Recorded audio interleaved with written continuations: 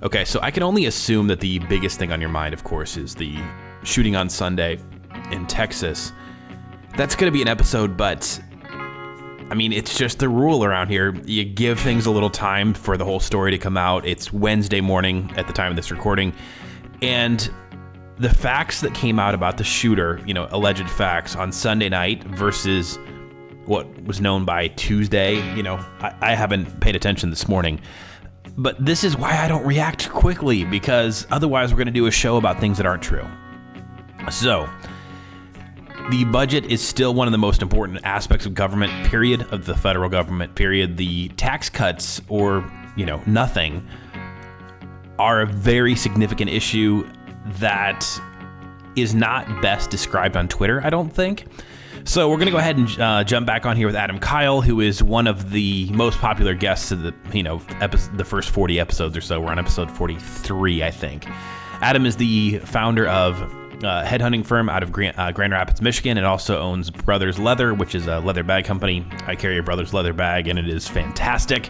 And I was a fan before, he and I ever actually met. Has some very interesting things to say on the tax cuts from, a conservative business owner point of view.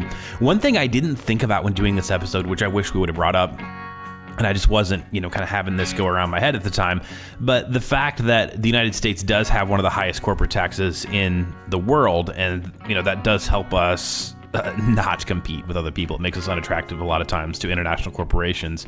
So there is, a case to be made for corporate taxes coming down so that corporations will not flee the United States. Apple, just got, kind of reprimanded, even though there's nothing you can do about it, about moving a lot of their quote unquote like intellectual property over to Ireland, where the taxes are much lower. And I mean, if you're a company and you're making billions of dollars, you don't want to give up more in taxes necessarily.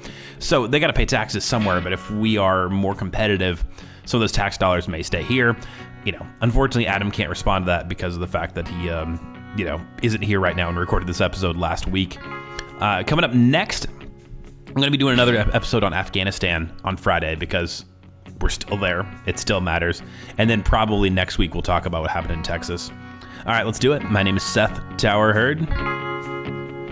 Let's be neighbors again. And if we can't walk in love, we're a noisy little gong, a bitter little song that a bully sings out of key. And if we can't walk in peace, we'll forget about the least of these.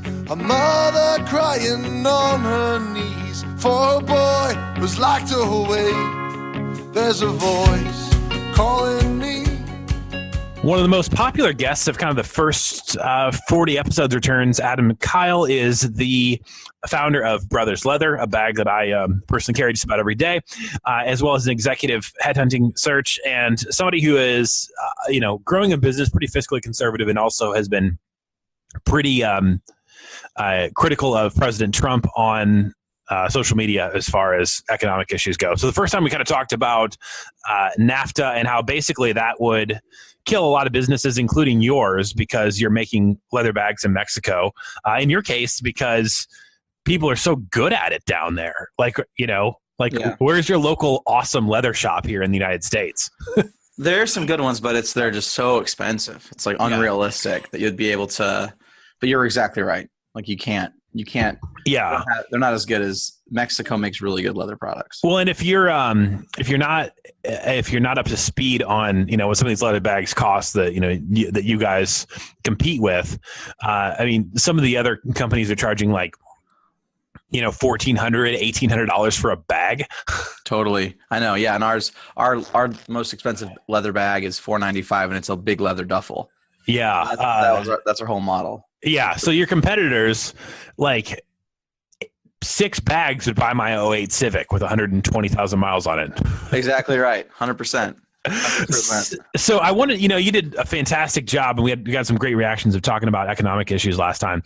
Yeah. So you have 10 people, with your company. I'm set up a little bit differently, and I didn't want to just do a solo episode about what I'm doing, because man, a tax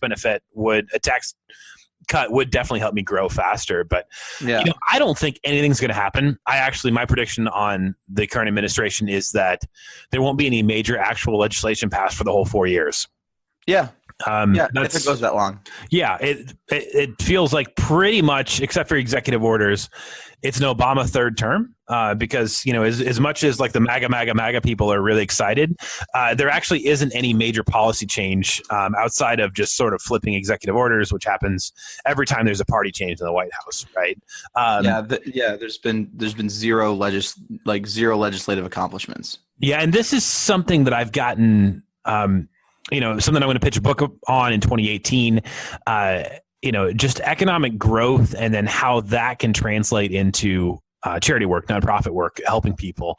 Would you go out and hire more people if there's a tax cut came through, would that help you grow faster, or is that not really a thing for you? So this is my take on the tax thing. So I read a lot. I try not to watch a lot of news. I try to read a lot of news, right? I try to read more than I watch. And whether that's like reading government statistics or like news sources that have been around for hundreds of years that would lose all credibility if they were lying. And so basically my whole take on this from everything that I've gathered is that this tax break is aiming to help really, really, really large corporations that are paying millions and millions and millions of dollars in tax, and it's going to help them. I don't – for me personally, if I got a tax break and I had an extra $20,000 in my checking account, we would put that towards we're trying to offer benefits next year. Like benefits are really expensive. Yeah. And if they're not built into your model, then then you're not going to, then you can't do it. I'm not currently offering benefits to myself. Yeah, exactly. Right. I have an appointment at dental college next week. Yeah. Totally, man. And you know what though? It's totally worth it. And for people that who think about leaving their day job, it's the whole kind of cliche about working 80 hours so you don't have to work 40. A lot of times you still wind up happier. You can't work 80 hours for the rest of your life. You got to figure out how to grow it so you're not. But yeah. I still wouldn't trade it for anything, including my upcoming cheap dental procedure. Yeah, totally. But so we want to offer benefits because I think I can attract better talent if I have a benefit package to offer them. Going to the doctor is popular when you're sick. Like people kind of like that. Totally. It's definitely one of those things that you need to be able to do. But having said that, if I had an extra $20K, I would put it towards that. But I just don't know. And I was talking to someone about this yesterday. What percentage of companies, if given – because the argument was that I was watching Trump sitting in one of his little round table things that he was doing where he's videotaped from someone standing by the wall. And the lady sitting next to him, I can't remember her name. She said this is going to help improve the cost it's going to improve people's lifestyles because all this extra money is going to go directly to these big companies' employees, whether it's better benefits, higher salaries, more training. And I'm sitting there thinking, the people that are lobbying this are the same people that are going to benefit from it the most, like these CEOs of these massive companies. And so it's hard for me to really know if there's a massive tax break for corporations, how much of that's going to translate to the economy. Because yes, if people's wages are increasing, that directly influences a growing economy. Like economies will grow if people are making more money. Yeah. I just don't know that self-interested people are able to, that they worked so hard to get this tax reform. If they'll pass it down, I have no idea. No clue. Yeah. Well, I kind of am curious about your take on whether or not I think that a recession, if not in 2018, then in 2019 is almost inevitable because the stock market's out of control. Housing is really high again. And what's happening is, man, Americans do not learn anything very quick. It seems like the American public is just right on the edge of spending everything they're making, then 10% more on credit cards. Right. Yep. And I'm trying to do the opposite to where I'm trying to look at, okay, how can, my company be a better resource and probably step in and do some things that, people who are going to get laid off were doing at a cheaper rate because it can't keep going like this. And the reason we actually need recessions is because recessions clear out old businesses, old models, and give us new things. They're not necessarily, it sucks. I've been laid off before. It sucks. But it's not terrible. Like, I mean, the Great Depression was terrible, but the fact that we had a couple like, little downturns in the 90s gave us a lot of great new stuff, because it's sort of like a forest fire that burns away dead trees for new ones to grow. Yep. So with recessions, I think there's two things that I think about with recessions. One, people view a recession like if it happens, there's something horribly wrong. And it's a natural part of economics, right? Yeah. Like they look through our economic history. Recessions happen, whether it's every 7 years, every 12 years, a recession's going to happen. It's impossible. And a recession comes from, in my opinion, the simplest terms are when there are tons of assets, people have extra money to spend on extra things, and there's really low unemployment. That's when you see a recession coming, and we are extremely low unemployment.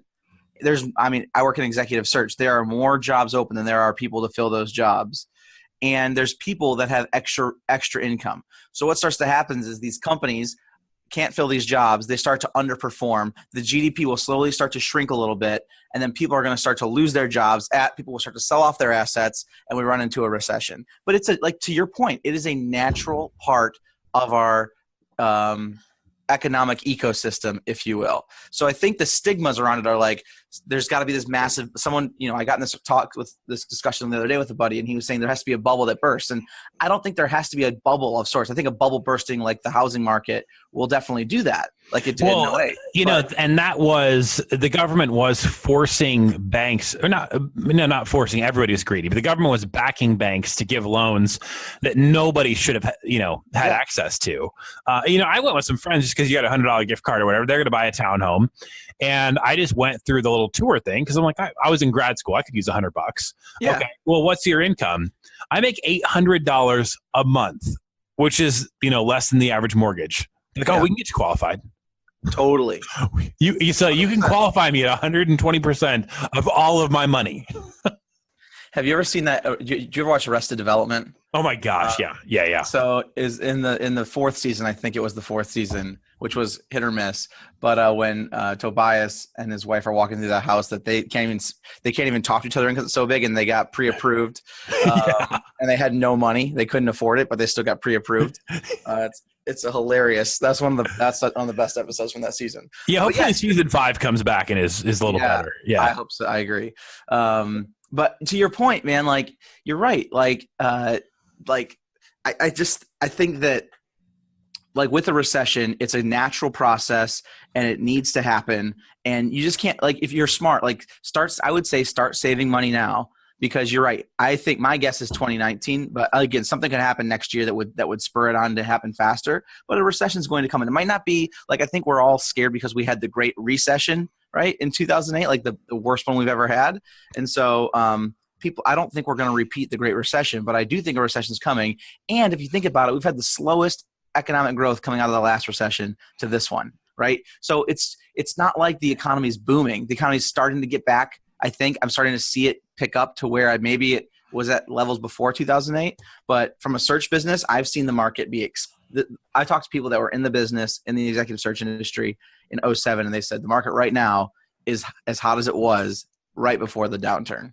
And so that's just because there's so many open jobs and companies have more money and people are able to be more picky about where they want to do and where they want to work.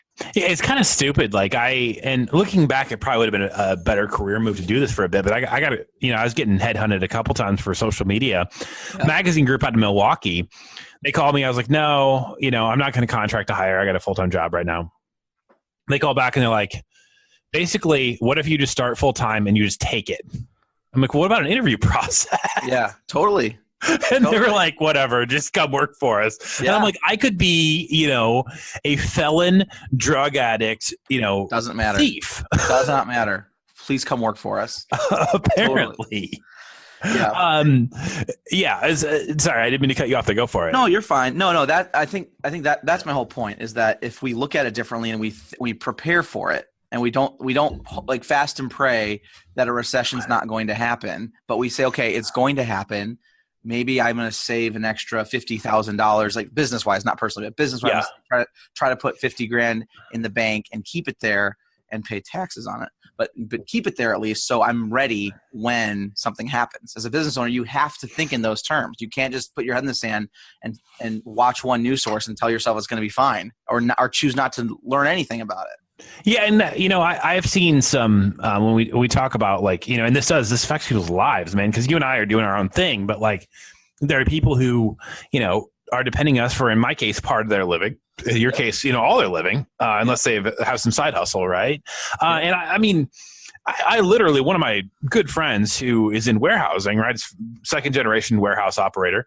These guys that were in his park or whatever, both of them bought Lamborghinis or Ferraris, $400,000 cars. Yep. And then the business slowed down and the whole business went under. It's hey, I know where you could have, saved almost $1 million for emergencies. Yeah. And, obviously you and I both, of the same, worldview, faith system, we're both Christians. And so I would say that I feel more of a responsibility, but even if you don't, unfortunately, the reason people kind of get upset with capitalism is, capitalism does require social responsibility.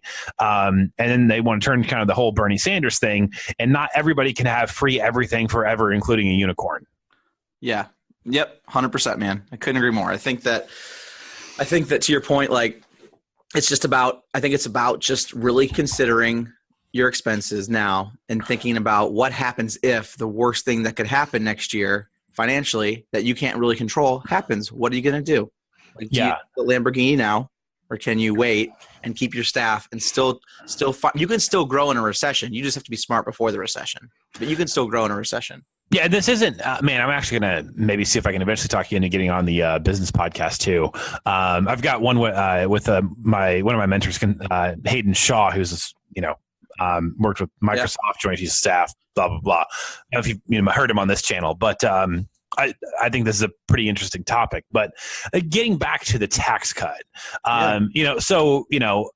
for people who are self-employed or whatever, the Trump campaign pitch was it'll go from 30% down to 19%. That changes my life right now. And the freelancers I'm using that are all kind of regular freelancers, not quite full-time people, but we work together every week. That changes all their lives too. You still don't think because it's taking money out of the the largest corporations that that is beneficial? I come in having no strong opinion here. Yeah, no. Okay, so I think there's two things. One, I was reading this morning that because they still haven't released what the tax plan actually is, right? It has not been released. I think it's coming out tomorrow.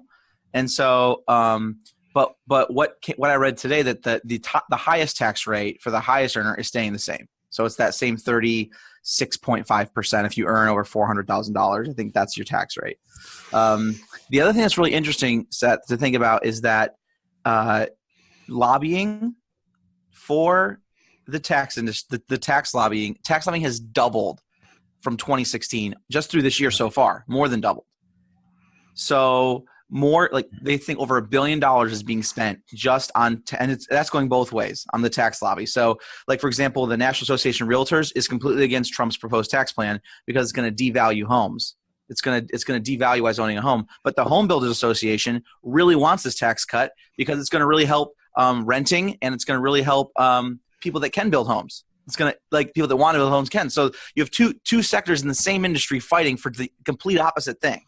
And so when I see that tax lobbying has doubled, I think to myself, this tax plan is going to look a lot different than we were proposed it to look because of all the money being spent and all the interest being funded. And it's also interesting, the person that was trying to drain the swamp and get rid of lobbyists, part of the tax plan is going to make it easier for lobbyists to make money. Dang. And this is why I wanted to get you back on, because in some ways I could have done this as a solo show, but I didn't have that. That's fantastic, man. That's So that's the stuff where I look at this and I'm like, let's talk. If we look at the NAFTA thing, there was Walmart funded a lobbying group called Americans for Affordable Products, and 3 months ago, the Trump administration decided not to add any taxes to. Have we heard anything about NAFTA in 4 months, 5 months? No.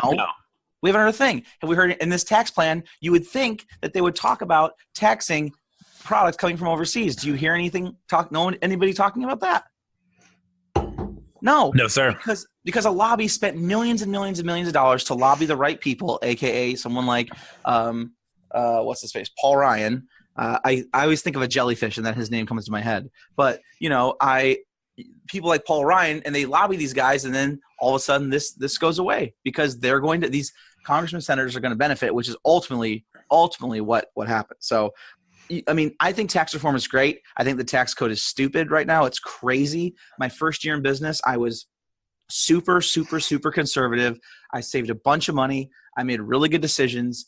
And my first year in business, I think we did close to 400,000 in sales combined with both of my companies, maybe a little more, maybe like 450 in sales. And so I run my organization as an S corp, so I can basically funnel, or now I do to save tax money. But before I ran it separate entities, and I showed a pretty large profit, and I was really happy about that. And then my accountant is like, "Man, you had a great year, blah blah blah. Here's your tax bill, like $39,000."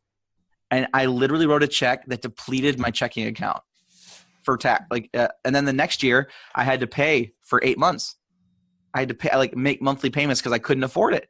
So especially from Brothers Leather, a company that's a retail based, cash is king in that business. Yeah. I'm writing checks each month instead of writing it to my company, to my people, or to making new product or to becoming better. I'm paying, my first check is going towards the government from a tax bill from the previous year. And so I've gotten a lot smarter, and my accountant is a genius. I think a genius accountant is worth every penny because they know the tax law and they can really manipulate things legally to make it benefit. Yeah. But I learned a huge lesson that year, and I was like, I'm not going to run my company to show an awesome profit if I'm not trying to sell it. I'm going to run my company in a way that saves me the highest tax dollars. And it's worked the last 2 years. It's been great. I mean, I've paid taxes, but it hasn't been as remotely crippling as it was year 1 and 2. Yeah. And, in my, kind of first year, I've been doing this on the side forever. And finally just you got to get to a point where it's like, okay, I'm going to keep making $600 a month on the side. And to me, the biggest reason that I don't want to work for somebody else is I just got tired of going to jobs and honestly knowing I was doing the wrong thing, and not morally, but I was not doing my best job. Because of just kind of, corporate BS. Right. And eventually it's like, well, do I want to put another 10 years in where I'm my skill set's disrespected, or am I just going to go do it? And, totally. We had some cash in the bank, and totally it was time. Right. Yep. Yeah. And so I'm going through this, but I think, because Neighbors, again, is really about us finding common ground. I think what I want to hit on is that this is a pretty multifaceted issue that people just don't get, because, if you've just always had a job, you've never had to, go out and kill what you eat, right? You're like, well, oh my gosh, the business owners should pay more. Well, the more the business owners pay, the less they, in taxes, the less they reinvest in their own business and their own products and hiring people. Yeah. And you know what else is very interesting too, which I guess I didn't even realize this until I started running my own companies, but aside from the taxes you pay on an employee, right? If I hired you, Seth, today to be my COO, which I would do in a heartbeat, if I hired you to be my PR guy, if I hired you to do that full-time job, you pay taxes on your paycheck, but I also pay taxes to have you on my payroll. I have to match a part of you, and I guess I didn't realize that. I thought, okay, these companies are making, these business owners, these companies are making all this money, but they're also paying taxes just to have you in their company, on top of the taxes you pay. Yeah. So my take is that, I don't think I'm skeptical because I don't know that the companies and CEOs lobbying the Trump administration for tax reform and Trump himself are doing it to make their companies, the people in their companies, better. I can sit here as a small business owner and tell you that if I got an extra $25,000, I know beyond a shadow of a doubt it would go towards my company to grow it and grow its people, probably through benefits or probably through better products or better systems. But it would increase their daily job satisfaction. A tax cut would do that. But at the same time, I guess to your point, I understand the skepticism of somebody who's working for a big company thinking we're going to get this my company's going to get a $700 million tax cut and I'm not going to see a dime of it. I understand that skepticism. I think it's healthy. I think it's a healthy skepticism. Well, and as I said, capitalism and democracy in general are dependent on the idea that you're going to be a decent person. It doesn't, we saw that with Jim Crow. Jim Crow laws were democratically put through the legislative process, right? Totally. And that doesn't make them right. That makes them horrible. And so, I always look at it as, I'm a free market person who plans on making a good chunk more money and, really looking to be generous and, and invest in several areas that I feel like are my life's calling, right? Yep. Like my professional mission statement is to raise the median wage in Pike County, Illinois, where I grew up, second poorest county in Illinois. I want to make enough money to reinvest that I spur on the economy. That's like awesome. A 30-year goal, right? Yeah. I mean, I'm sitting here, driving a 10-year-old car, kind of running a company kind of hand to mouth, so to speak, like, brand new. So that's an audacious goal, right? Yeah. But if too many people just are like, well, I'm going to buy a bunch of stuff and live excessively and not help anybody, and that's what I'm going to do with my money, I can see where people start to give up on capitalism. The problem is socialism is freaking terrible. Yeah. Yeah. No, So this is very interesting because Beth and my wife and I are, and my wife probably more than me, are very like philanthropic, and she feels, I mean, I love to give money away, but she feels it at a deeper level than I even do. And we try to write checks every year, good checks to organizations we care about, but also taxes motivate us to do that. Yeah. Because like if I'm going to write a check to the government for $50,000 at the end of the year, I'd rather write that check to a Christian school or to a homeless shelter and be able to write that off. I would rather it go there. Well, and that's because there's innovation there. And that's actually, I talked to you about maybe I just need to come over and hang with you for a day because I'm going to pitch a faith-based book on, business is calling and generosity. But the government can do certain things. Like even like Ron Paul, who would be considered like a really hardcore libertarian, doesn't think you can just remove the social safety net right now without disastrous consequences, right? So the government can do some things. On the flip side, the government is terrible at innovation. So they can levy taxes, they can continue to build roads, but they're terrible at like helping people who have been incarcerated, reacclimate to society, become employed. And there are some private programs that are doing, with small groups of people, amazing stuff there. So it's like, okay. Yeah. I work with a nonprofit in Kenosha, Wisconsin that trains poor kids to box as a means to overcome their circumstances, get discipline. Most of them, just their parents are idiots. So just let them know somebody cares about them. And that's what I thought. I mean, this is speaking fairly candidly. But I thought let's speak candidly, man. I thought it would just be the kids that are worked with, and I'm kind of speaking out of turn maybe for the organization.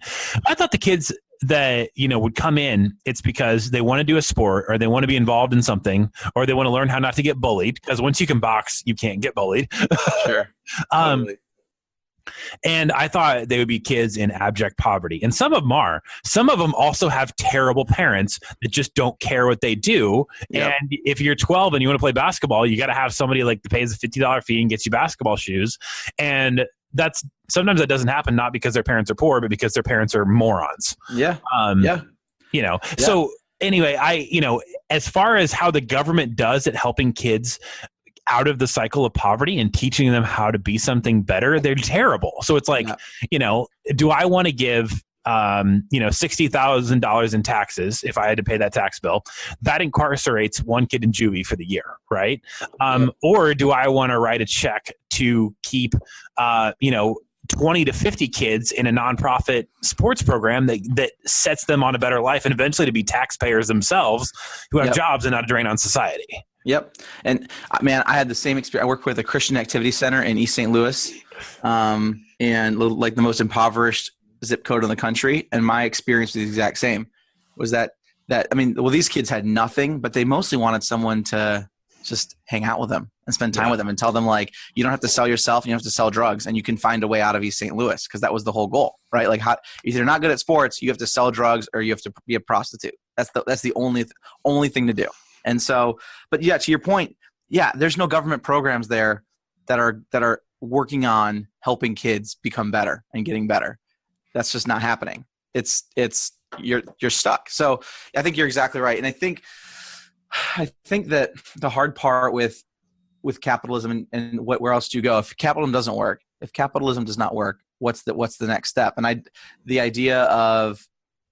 not comfortable with the idea of everybody being self-sustained on the government. I don't think that makes sense. But you know what I did toy with this idea, and this is completely counter to what I believe, but I just let this be real for you for a second. Imagine we got rid of welfare and any kind of governmental support system. There was no welfare, nor food stamps, nothing. But every single person got a living salary, like a living wage, like this is the concept of a minimum income guarantee, as opposed to benefits that you receive now if you're in the social safety net are very regulated, and it's like, well, we can't have you spending it on drugs. People already trade their food stamps for drugs. I would rather just give people cash, knowing that some of them will go get a lawnmower and work 14 hours a day one summer so that they can buy a truck so they can do snow removal and they'll lift their family out of poverty if they're still getting the same amount of money, as opposed to regulating everything so heavily. It's almost a backwards form of Darwinism in a way. Like it's almost like if everybody got a check every month for $1,000 or whatever it is, right? Yeah. Everybody in the country, everyone, no matter what your income level was, you could deny it if you didn't want to take it, maybe get a tax cut or something. You could choose, you could opt out, but everybody got this, and there was no other safety nets. You would find people that would use that money to make an effort to become better and self-sustain. You would also find people that would die. Yeah, they would starve to death. That would be the two things. They would die, or they would become. They would figure it out. Some people might live might live a very, very, very low quality life with it and never get better, but never get worse. But a lot of people would just die. And not that I would want that. I do not want that. I want everybody to be successful. But I'm trying to think, like, is there a way, if I'm running the government, that I could say, okay, this is what everybody's going to get no matter what. You can opt out for a tax break. We're going to tax you on this money, but this is what you're going to get. And there's going to be no welfare. There's going to be no food stamps. And then what does your tax code look like? Because you have you're going to spend a ton of money, but you're also have a much more predictable amount of money you're going to spend every year as a country. Yeah. As a government, you're going to know, like, okay, this much money is going here, and you're able to tax people on the money that you give them. Well, and that's, people talk about different things like our military spending or whatever, and military spending is huge. It is dwarfed. I mean, the majority of the government's budget period is Medicare, Medicaid, Social Security, welfare. Yep. I mean, so about 70+%, 60 to 70% goes to those four things. Yep. So I'm very interested in something that kind of keeps that, regulated, in a way. So here's a question. Go for it. What's the point of What's the point of tax reform? Is the point of tax reform to, like, why is this administration doing it? I asked myself this question. I think it's a Republican thing, and like Reagan, the last time we reformed the tax code was 1986. That's 31 years ago. That's crazy. Should be reformed. But my question is, how does it line up with your, I guess if you're in the Trump administration, how does that line up with what you're trying to accomplish? Are you just trying to cut taxes to cut taxes? Are you trying to cut taxes to pay off the debt that's increased, or to help with the debt somehow? Are you paying off taxes to stimulate, or lowering taxes to stimulate the economy? Are you trying to build a $20 billion wall, and part of the money, like how does this work? Like, financially, what's the point? That's the other thing that doesn't make sense to me about the administration, is I can't understand financially what the goals are, because Trump said he's paid off the debt with a surging NASDAQ number somehow. He's also said that we're building a $20 billion, which he calls like $2 billion, but a $20 billion wall where our debt is increasing by the second, based on we put a ton of money back into the military. We're going to take money out of the government by spending money on tax, like with a tax break. Then I just don't know when the rubber hits the road for us financially as a country. Because if if our citizens, if every citizen lived as the government lives financially, we would, I can't say the word, what we'd be. But we would be that. We would completely be that. It doesn't make any sense. It makes no sense to me. Yeah, no.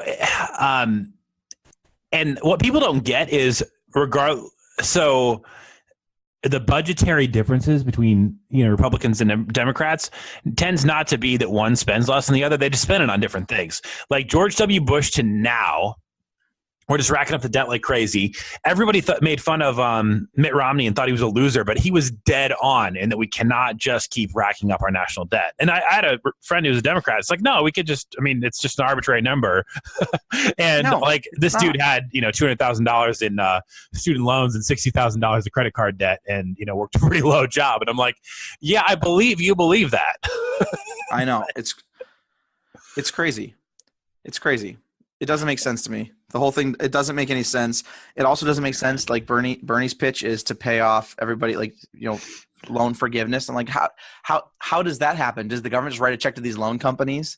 And yeah, so there's billions of dollars being spent there on people signed a document to take on a loan willingly. No one put a gun to your head and said you had to sign this loan.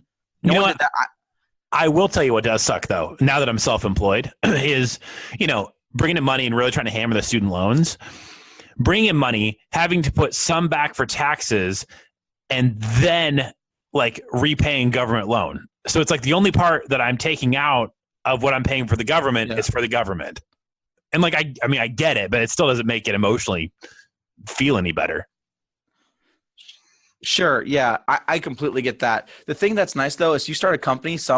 A lot of institutions will let you pause your loans, and not that helps you any, but you could pause some. I know mine. I didn't do it, but mine. I had the option to pause my loans because I was like, I was able to pause 2 of 3 of them for a year. The third one I'm just paying off next month because, I mean, by the grace of God, I'm able to. I was so angry at the way they've treated me, because I went through one period of unemployment while I was, paying on this loan, and they've just been so horrible.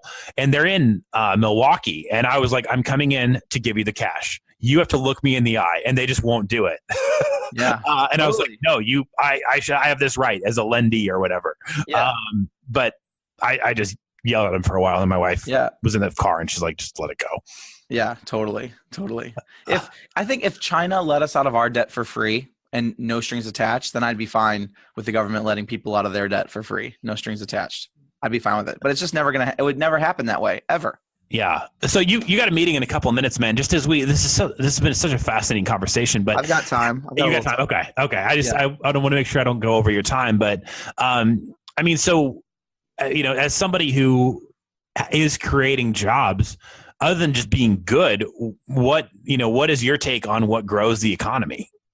Because my take is that people invent new things and start new things and take risks, and that really is what grows us, because it's creating new revenue streams. And a lot of times that's also what, like, in politics we complain about. It's like, oh, well, we just look at all these cab drivers that their industry is getting killed off. The taxi industry sat there and watched Uber happen and looked at it and did nothing. They could have done the exact same thing. You could order a taxi on an app. The reason that Uber worked is because you don't have to randomly stand on a street corner and hope somebody drives by, right? Like it's just there. Although yesterday it wasn't. I needed an Uber, and I paged for one or whatever on my phone. Dude doesn't show up for like 15 minutes. Like, oh, sorry, I was smoking. It wasn't in my car. Well, turn your thing off then. Yeah, right. Yeah. So what's your take as someone who has gone from 1 to 10 people? Like, how do we grow the economy? Where does growth come from? So my personal opinion is that growth comes from people earning more money the next year than they did the year before. And so where does that come from? That comes from businesses having a product that's in demand, running their company smart, treating people the right way. And I think growing salaries is what ultimately stimulates an economy. I think people that take risks can do that too, but like the likelihood that you have an idea and you're going to start it and you're going to put all the work in and then you're going to grow to 10 people it's just so hard that happens. The idea has to be on. You have to be laser focused. You have to make all the right decisions. You have to just keep your company alive. You have to write checks from your personal account. Like so many things have to go your way for that to happen enough times for enough people to do that to really push the economy up. So I think that's happening a lot more than it's ever happened before. I think that's helping. My personal opinion is that, and people conservative, and I say this as someone who is conservative, but conservatives now mean a different thing to me. They're a completely different group of people than they were 3 years ago. But when I tell conservatives who no, hang on, let me stop that. The way I explain it is, I'm for the most part conservative. The party moved. I will not move. Sure. They can call Okay, themselves Republicans, but you can't be as big a government as Republicans are right now and call okay, that's fair. That's fair. So Republicans, that's a good. I'm gonna steal that one from you. I'm gonna make that a GIF. Actually, just gonna text that to people from now on. I'm gonna record. This is recording. So what I would say though is what I tell Republicans now who talk about Obama and how awful he was and how Trump is 10 times better. I ask them a simple question. I said, and this mostly I get the answer is yes, but sometimes it's no. Did your salary grow? Did your income grow on the whole year after year in Obama's administration? Did that happen? And they would say, yeah, it happened. I go, then you can't complain about him ruining the economy because he didn't. Because that's the easiest way to tell if an economy is growing or shrinking. Did your amount of money you made, whether that's through raises or through finding new opportunities, did that increase? And the answer overwhelmingly is yes. And so I think, and we had a growing economy under Obama. The economy grew a lot. It doubled. And the market doubled too. Well, okay, but to be fair, so 08, there's a couple things. I think I can't remember where you came down on this, but 08 we have 07, 08 we bail out the auto industry, right? And it's so funny because because Buick makes the best car for tall people, hands down. But morally, I just don't think I can do it. I can't give money to a company I already gave $40,000 of taxes to, which is what they borrowed. They all paid it back though, right? They paid like 80% back. Okay. They got a cut, but it's still, I already gave them money once. I can't do it anymore. Right. So we bailed out the auto industry. And then the housing bubble, we had all these gigantic mega, houses in these subdivisions that nobody wanted. And so, people defaulted on all those loans, which took a whole bunch of money out, which led to a lot of, a lot of unemployment. So all that happened at the tail end of the Bush era. It's hard for, the Obama, and because I would say that markets are more natural and have not a ton to do with who's in office, right? It's hard for things not to get better from 08 to 16. Sure. And I'm not disagreeing with that, but what I'm saying is, and I agree with you that you're right. It would have been you'd have done a really bad job to get worse from 08 to 16. You'd had to try to make it fail. But my point is that the point I was trying to make was that it's like there's a mind, and this goes to the theme of your podcast. There's a mindset that just because Obama was president, everything was awful, and there's also a mindset just because Trump's president, everything is awful, and vice versa too. Just because Trump's president, everything's awesome. Obama, everything awful. When all that stuff dropped on Monday about the indictments and stuff, if you go to Fox News, the headline was Comey got his man, Mueller got his man, and people doubting Mueller's, what is he actually really doing? And then you go to CNN and NBC, and it's like Trump administration, in behind bars. Like, that's an egregious comment. Like, that's egregious. That's not what I said. But they were completely different, and they're telling two different stories. And so I'm just trying to say that I think my whole point was that I think a growing salary individually, if people make more money, the economy will grow. That's what I believe, and it takes time. And I think that it grew under Obama, and people don't want to admit that. And I think there's things happening now that people don't want to admit. Bad, and probably more bad than good, but there's probably some good things happening now that I can't see because I just have a hard time seeing. I have a really hard time seeing something good right now. But you know what I'm saying? Like, I think to answer your question in a really long roundabout way is that the economy grows the most when people are making more money than they did the previous year, and that money's going back into the economy. Yeah. You got to be out in just a minute here.